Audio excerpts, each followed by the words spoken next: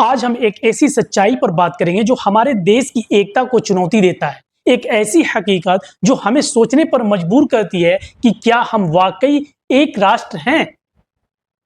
हमारे देश के दो ऐसे राज्य जहां बेरोजगारी अपने चरम पर है। लाखों लोग अपने परिवार का पेट पालने, अपने बच्चों के लिए बेहतर भविष्य बनाने के लिए अपने गांव घर छोड़कर देश के कोने कोने में रोजगार की तलाश में भटकते रहते हैं।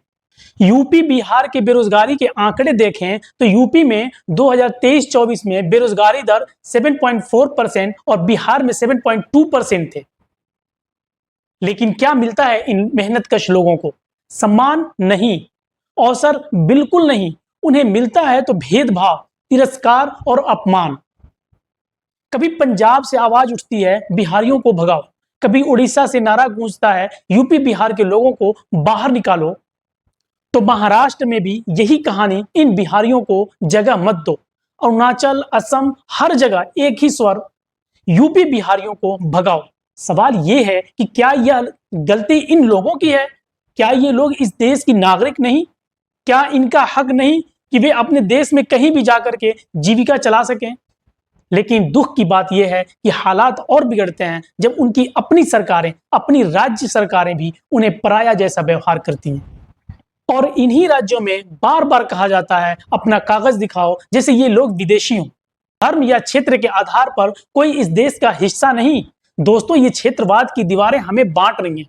हम भूल जाते हैं कि यूपी बिहार के ये लोग वही हैं जो दिल्ली की सड़कों को बनाते हैं, मुंबई के दफ्तरों को चमकाते हैं, तो पंजाब के खेतों में अपना पसीना बहाते हैं।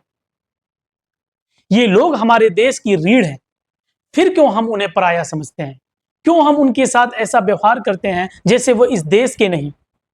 हमें याद रखना होगा, भारत एक है और हमारी ताकत हमारी एकता में है। रोजगार हर नागरिक का हक है, चाहे वो किसी भी राज्य से हो, किसी भी धर्म से हो। हमें इन दीवारों को तोड़ना होगा, नफरत की, भेदभाव की और क्षेत्रवाद की। तो आइए हम सब मिलकर एक ऐसा भारत बनाएं जहां हर नागरिक को सम्मान मिले, हर मेहनतकश को उसकी हक मिले। दोस्तों, ये बदलाव हमें खुद से शुरू करना होगा। हमें अपने आसपास के लोगों को समझाना होगा, एकता का संदेश फैलाना होगा, क्योंकि जब तक हम एक नहीं होंगे, हमारा देश वो ताकत नहीं पा सकता जिसका वो हकदार है। जय हिंद।